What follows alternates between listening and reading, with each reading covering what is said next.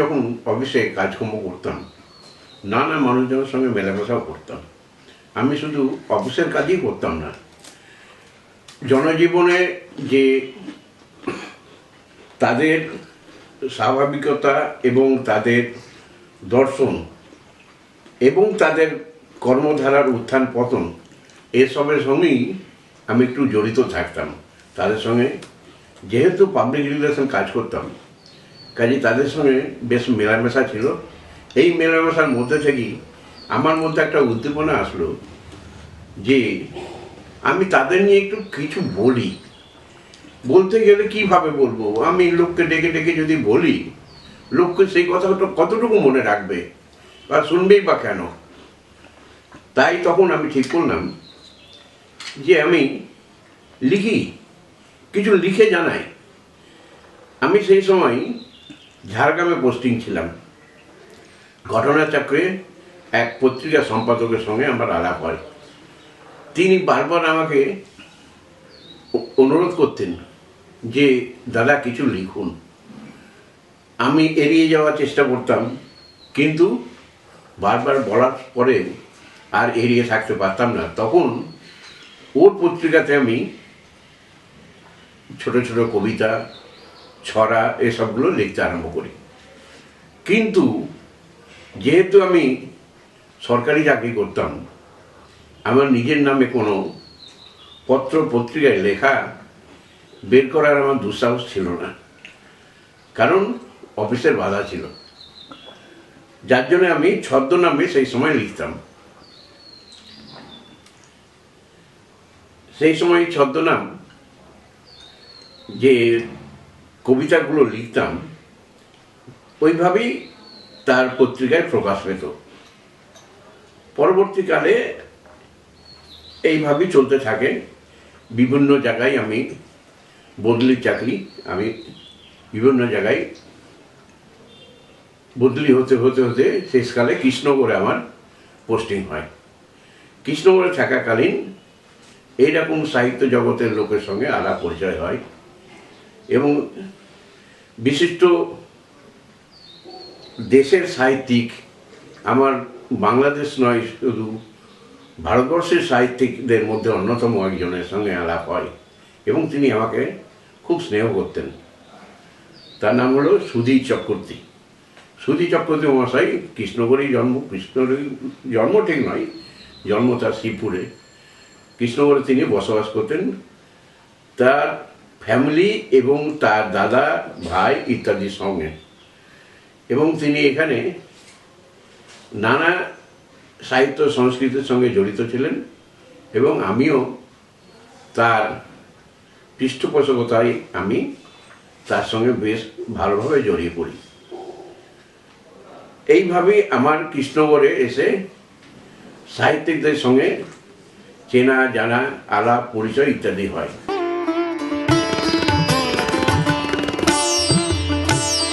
2005-এর পর থেকেই আমি স্বনামে লিখতে আরম্ভ করি, কারণ তখন আমি চাকরি থেকে অবসর নিয়েছি। কাজেই স্বনামে লেখার কোনো বাধ্যবাধকতা ছিল না। এই জন্যই পরবর্তীকালে কিছু প্রকাশক, কিছু সাহিত্যিক বন্ধু নানা অনুরোধে বিভিন্ন সংস্থার সাথে জড়িত হই, মানে সংস্থা অর্থাৎ সাহিত্যিক সংস্থা। এখানে বঙ্গ সংস্কৃতি সম্মেলন ছিল, সেখানে আমি আজীবন সভ্য হই এবং তাদের সঙ্গে কাঁধ মিলিয়ে এই সাহিত্য জগতে নানা রকম কাজকর্ম করি, বিভিন্ন সম্মেলনে যাতায়াত করি। এরপরে এখানে নজরুলকে নিয়ে একটা আন্দোলন শুরু হয়। অর্থাৎ নজরুল এখানে কৃষ্ণগড়ে বাস করতেন, কোথায় বাস করতেন এটা জনমানুষের খুব একটা পরিচিত ছিল না।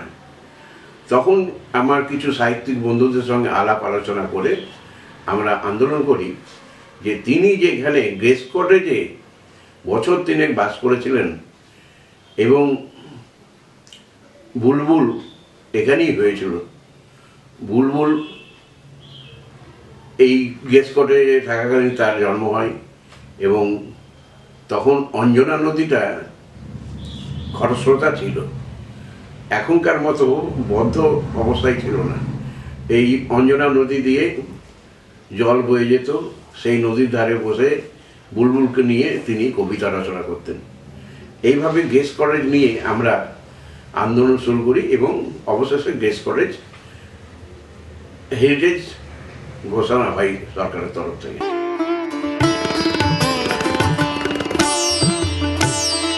আমি মানসিকভাবে আমি গভীরভাবেই জড়িয়ে পড়েছিলাম, কারণ অবসর নেওয়ার পর আমার অন্য কিছু করার ছিল না।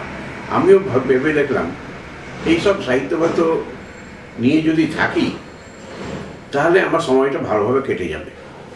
তার সঙ্গে একটা কাজ করতাম, আমি লায়ন্স ক্লাব করতাম। এই লায়ন্স ক্লাবের সাথে সাথে আমার নিজের সাহিত্য সাহিত্য চর্চা আমি বন্ধ করিনি। সেই সময় থেকে আমি চালিয়ে গেছি, যেখানেই গেছি সেখানে আমার স্বরচিত কবিতা পাঠ করেছি, লোকে বাহবা দিয়েছে, আমি আরও উৎসাহিত হয়েছি। তারপর থেকে আমি ভাবলাম শুধু কবিতার মধ্যে আমি সীমাবদ্ধ রাখবো কেন নিজেকে। তখন আমি ছোট গল্প বিভিন্ন পত্র পত্রিকায় দিতে আরম্ভ করি। কলকাতার ওই সবিতাবাবুর পত্রিকা কথা সাহিত্য আমি লিখতাম, কবিতা লিখতাম উৎসব পত্রিকায়, আর কৃষ্ণগড়ে বা সারাউন্ডিং রানাঘাট বা এইসব অঞ্চলগুলোতে আমি আমার কবিতা পাঠাতাম এবং সর্বক্ষেত্রেই আমার কবিতা বাতিল হয়নি, সর্বক্ষেত্রেই আমার কবিতা প্রকাশ পেয়েছে এবং এই অঞ্চলের বহু পত্র পত্রিকায় আমার কবিতা আছে।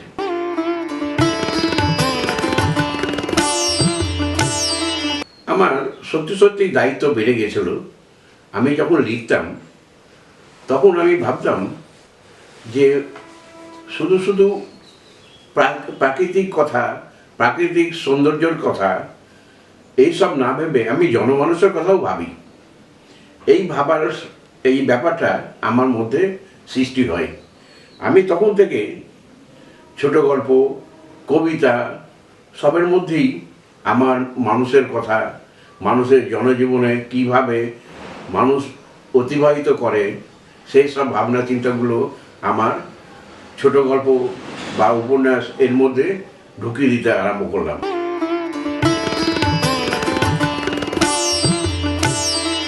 আমি যখন ছাত্রজীবনে, যখন উত্তাল রাজনীতি, আমি ছাত্রজীবনে আমি মোটামুটি সেই পাল্লাই পড়ে গেছিলাম।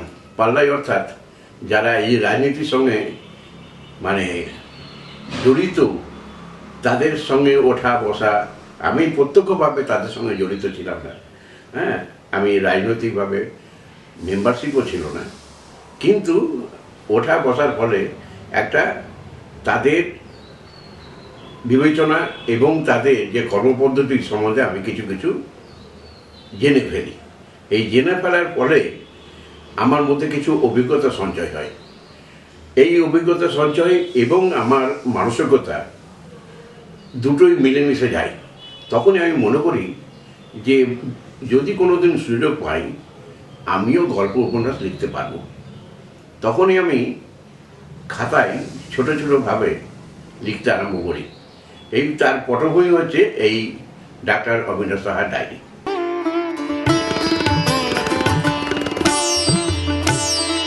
নিরপেক্ষভাবেই এই জিনিসগুলো সৃষ্টি হয়েছিল। আমি আগেই বলেছি আমি কোনো রাজনৈতিক মতবাদের সাথে ছিলাম না, কিন্তু মেলামেশা করতাম, তাদের সঙ্গে ওঠা বসা করেছি। তাই বলে এই নয় যে আমি তাদের একনিষ্ঠ সেবক বা একনিষ্ঠ সমর্থক ছিলাম না কোনোদিনই। যার ফলে আমার লেখার মধ্যে তাদের যে প্রতিফলন, রাজনৈতিক প্রতিফলন বা তাদের দাবি সনদ, এগুলোই কোনোটাই উঠে আসেনি।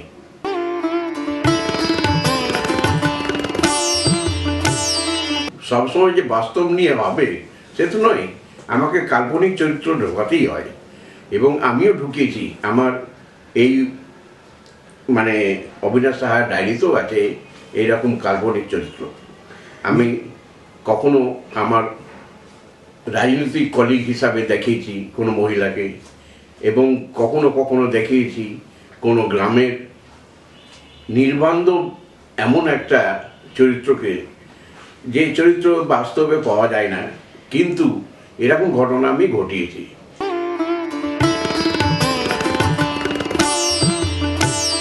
মানে কাজের মধ্যে দিয়েও অনেকেই ভাবনা চিন্তা করতে পারে, ভাবতেই পারে যে আমি এই জিনিসটা ভাববো, এই জিনিসটা করব।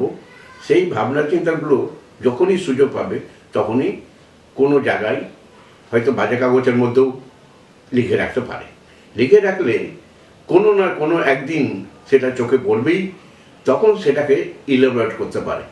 মানে হয়তো 4-5 লাইনের কোনো জায়গা লিখে রেখেছে, সেটাকে ধরেই হয়তো 2 পাতা লিখে ফেললো, এরকম করতে পারে। আমিও কোনোদিন আমি করেছি এই জিনিসগুলো।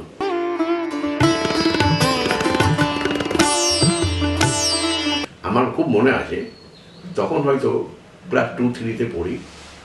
আমি পাড়াতে শুনতাম বা লোকে বলতো যে টাকায় চাষের চাল হয়ে গেল, বোধহয় আর মানুষজন আর বাঁচবে না। এত জিনিসপত্রের দাম যদি বেড়েই যায় তাহলে মানুষ কীভাবে বাঁচবে।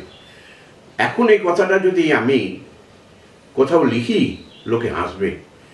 কারণ আমার স্ত্রী বলছিল যে বাজারে এখন 62 টাকা কেজি চাল, টাকায় 400 চাল আর 62 টাকা কেজি চাল, আকাশ পাতাল তফাৎ, ভাবাই যায় না আজকের দিনে। এই জায়গা থেকে বলছি, এই অভিজ্ঞতা থেকে, যে যে আমার মনের মধ্যে যে ছিল যে এইরকম দাম বৃদ্ধি ইত্যাদি, সেগুলো আমার পরবর্তী জীবনে আমার প্রতিফলিত হয়েছে। আজকেও বলতে পারছি সেই কথাটা।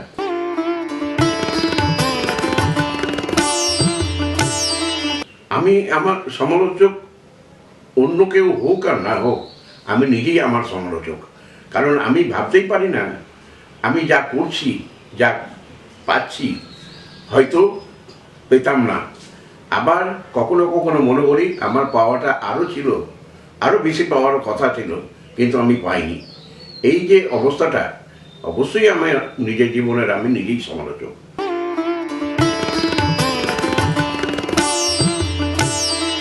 আমি সাহিত্যিক জগতে নিজের সৃষ্টিকে আরও উচ্চস্তরে নিয়ে যাব, এই দুর্বলতা অবশ্যই আছে। কিন্তু আমাদের পারিপার্শ্বিক অবস্থা বা সুযোগ সুবিধে না পাওয়া ইত্যাদির কারণে হয়তো হয়ে ওঠে না। কিন্তু আমার আরও উচ্চাশা আছে, এইটা অবশ্যই আমার দুর্বলতা।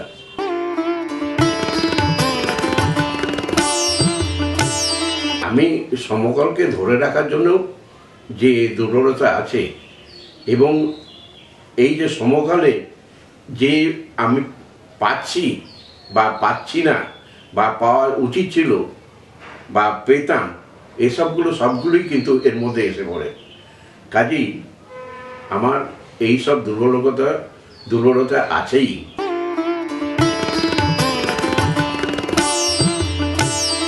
সবসময় মনে হয়েছে এই লেখাটা যদি এইভাবে প্রকাশ পেত বা কোথাও আমি এটা প্রকাশ করতে পারতাম, তাহলে হয়তো আমি পরবর্তীকালে আরও একটু ভালো লেখালেখি করতে পারতাম। এই যে আমার এই দুর্বলতা অবশ্যই আছে।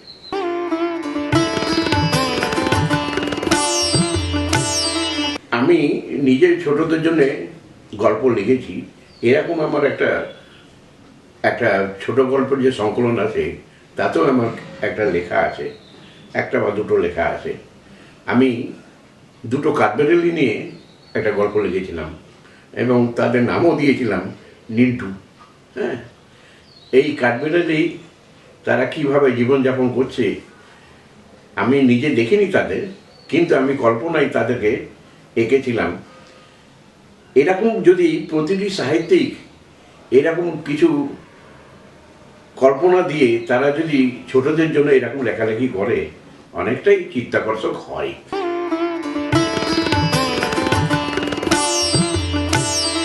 জীবনশৈলী অবশ্যই পরিবর্তন হয়েছে। তার বংশ পরম্পরায় তাদের যে এই শিক্ষার ব্যাপারে যে দুর্বলতা ছিল, কেউ আমাদের সংসারে মানে তাদের পরিবারের মধ্যে কেউ শিক্ষার আলো দেখবে এরকম ছিল না। আমি কিন্তু আমার লেখালেখির মধ্যে আমি একজনকে পেয়েছিলাম, যাকে তার ছেলে এখন ছেলের বাবা মানে যাকে আমি ভালোবাসতাম, সেই ছেলেটি 4th ক্লাস স্টাফ, কিন্তু তার ছেলেকেও ইঞ্জিনিয়ার করেছে। এবং তার যে সাহস এবং ইচ্ছা আমার সঙ্গে মিলিতভাবে সে ভাবনা চিন্তা আদান প্রদান করেছে, তার ফলশ্রুতি হচ্ছে ছেলেটা ইঞ্জিনিয়ার হয়েছে।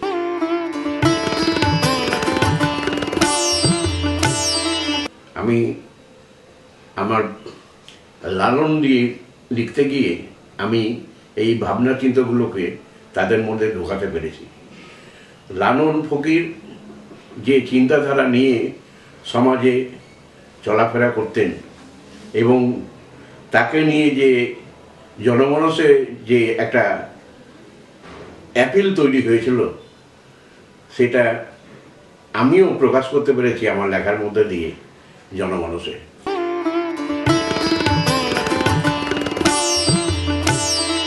আলকাপ নিয়ে আমার একটা যে সূত্র, আলকাপ কীভাবে সৃষ্টি হলো সেই সম্বন্ধে আমি কিছুটা জানি, কারণ আমার জন্ম এবং ছোটোবেলাটা কেটেছে মুর্শিদাবাদে, এবং আলকাপটা বেশিরভাগ ক্ষেত্রেই মুর্শিদাবাদ জেলা নিয়েই এবং বীরভূম নিয়ে প্রচলিত বেশি।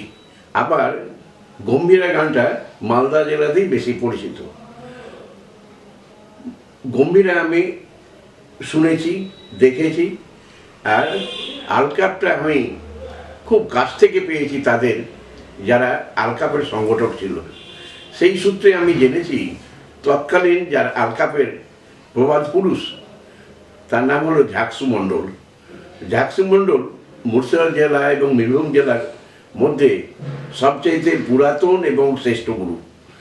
তার কাছেই শুনেছি কিভাবে আলকাপের সৃষ্টি হলো। তখন মানে আজকের যে বাংলাদেশ, সেই জায়গায় মুনাকষা বলে একটা জায়গা ছিল। সেই মুনাকষার একটি লোক, তার নাম ছিল বুনাকানা, সেই মাথায় সর্ষের তেল নিয়ে বিক্রি করে বেড়াতো। একটা মাটির হাঁড়িতে সর্ষের তেল নিয়ে বিক্রি করতো। এই বিক্রি করতে গিয়ে এমনি তো ফেরিওয়ালাদের কাছে বিক্রি এমনিভাবে হয় না, অনেকে ঘন্টা বাজায়, কেউ বাজায়, কিন্তু মুনাকষার বুনাকণা গান গাইতো। মাথায় সর্ষের তেলে ভাঁড় নিয়ে সারা গ্রাম চষে বেড়াতো। তখনকার দিনে খুব জনবসতি ছিল না, তো তখন দূরে দূরে গ্রাম, 2 ক্রোশ গেলে একখানা গ্রাম, এরকম থাকার জন্য তাকে পরিশ্রম করতে হতো। সারাদিন ধরে বিক্রি টিক্রি করে আবার মুনাকষায় ফিরে যেত। আর গঙ্গাটা তখন খুব চওড়া কম, ধরুন সাধারণ নদীর মতো গঙ্গা ছিল, দিব্যি পার হয়ে মুনাকষায় চলে যেত। এই বুনাকানা থেকেই আলকাপ গানের সৃষ্টি হয়। ওই যে ও ওই রকম ঘুরে ঘুরে গান করতো, তখন কিছু লোক ওটা দেখলো, দেখে তাদের মনে হলো যে আমরাও এইরকম গান করতে পারি। তারপরে সৃষ্টি হলো দল। তারাই সৃষ্টি করলো যে আমরা দল বেঁধে যদি গান করি তাহলে আমাদের কে দেখবে। তখন ওর কিছু লোক যারা জমি জমার মালিক, তারা বললো তোরা গা, আমরা পয়সা দেবো। তারা এইভাবে দল সৃষ্টি করলো। এবং ঝাকসু সর্দার হচ্ছে পরবর্তীকালে বড় ওস্তাদ। ঝাকসু মণ্ডল, হ্যাঁ, তার বাড়ি জঙ্গিপুরের কাছাকাছি। আর ছিল সুধীর দাস, সেই সুধীর দাস ছিল সাগরদিঘি বলে একটা জায়গায়। সুধীর দাসের আবার গুরু ছিলেন, মানে তাকে পালা বেঁধে দেওয়ার জন্য গুরু ছিলেন সৈয়দ মুস্তফা সিরাজ। তখন তাকে বলতো সিরাজ মাস্টার।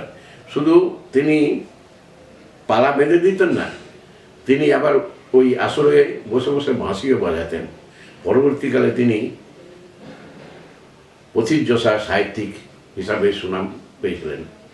এবং এই সাহিত্যিকের একটি বই আছে আলকাপ নিয়ে, তার নাম হলো মায়ামৃদঙ্গ।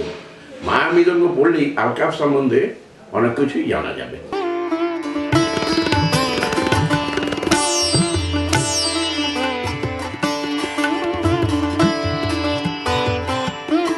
বিদ্রোহী কবি কাজী নজরুল ইসলাম স্মরণে। বিদ্রোহী কবি নজরুল লহ মোর প্রণাম, নিত্যে জাগরণে জাগরিত তোমার নাম। তোমার ছন্দ, তোমার ধ্রুপদী কবিতার মর্মবাণী ছুঁয়ে যায় মন প্রাণ, বিদ্রোহ কবিতায় সাবধান বাণী। আছে সে যেন এক ভাসমান মাইন, সামরিক উর্দিতে নহ বেমানান। নই তোমার পরাধীন মন শুধু বেগবান। হয়েছে তুমি দুর্মদ উদার বিহবল, মোছাতে মায়ের পরাধীনতার শৃঙ্খল। গেছ ছুটে তুমি দুরন্ত আবেগে, সুদূর তিউনিসিয়া থেকে আফ্রিকার আগে।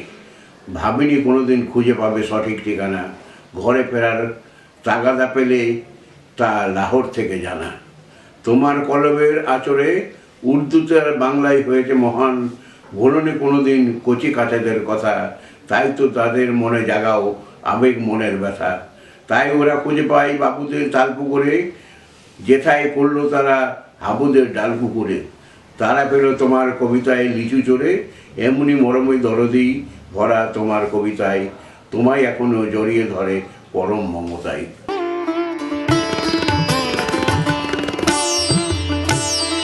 সৃষ্টিধরে স্বদেশ প্রেম চলছে এখন চারিদিকে, বাঁচার ও চাওয়ার ছল। ক্ষমতার মোহে অন্ধ যখন দেশ যাক রসাতল। সরল জনগণের সুযোগ নিয়ে চলছে কেবল ধোকা। পাওয়ার বেলা অষ্টরম্ভা, আওয়াজ শুধু ফাঁকা। তলে তলে হাজ্যে মেলায় দালাল বিদেশিদের সাথে, ডামাডোলের মাঝে তারা গুছায় ক্ষমতা আর সম্পত্তিতে। নিনাম করে দেশের দেশটা পুঁজিবাদের কাছে, টাকার জোগান হয়ে তাদের ইলেকশনের কাজে। আলু থেকে চিনি আর জীবনদায়ী ওষুধের গরিবের হয় নাগাল, কিনতে গেলে জনগণ ইচ্ছে পরেও নাকাল। প্রভুদের চোখ কালো চশমায় ঢাকা দিচ্ছে গায়ে হাওয়া, ধোকাবাজিতে শেষ করলো ইলেকশনের প্রতিশ্রুতি দেওয়া। দুনিয়ার যত ক্ষেত মজুর আর শ্রমিকের দল, ফন্দি ফিকির করছে তারা পিষে মারার ছল। চলছে চলছে এই স্লোগান, এটাই দাদা দিদির কীর্তি। মগজধরায় চলছে দেশে অশুভ আতাতের নীতি। এইভাবে চলছে দেশটা শুধুই সেম সেম, নিষ্ঠার সাথে করে যারা তারা এমনি স্বদেশ প্রেম।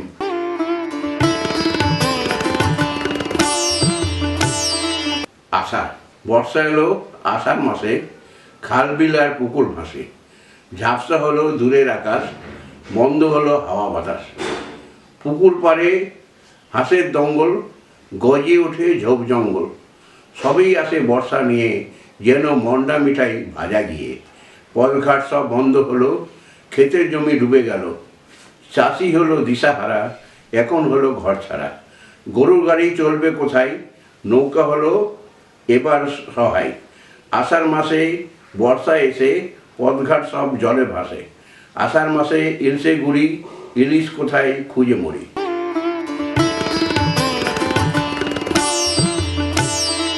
ব্যাঙের গান। ব্যাঙ বাবাজি গান ধরেছে ডোবার ধারে বসে। কীট পতঙ্গ মশা মাছি গানের টানে আসে। ব্যাঙ বাবাজি ভাবছে এবার খাদ্য মজুত হলো, তাই জোনাকি ধরে ধরে করলো ঘরে আলো। ঘুমিয়েছিল এক ঢোড়া সাপ, বেদম ছিল বেহুশ। এক আদুলির ব্যাঙ বাবাজির কে দেবে তার হদিশ। একটু খোঁজা খেয়ে ঢোড়া উঠলো তেলে পুড়ে, এক সবরেই ব্যাঙ বাবাজির প্রাণটা গেল উড়ে।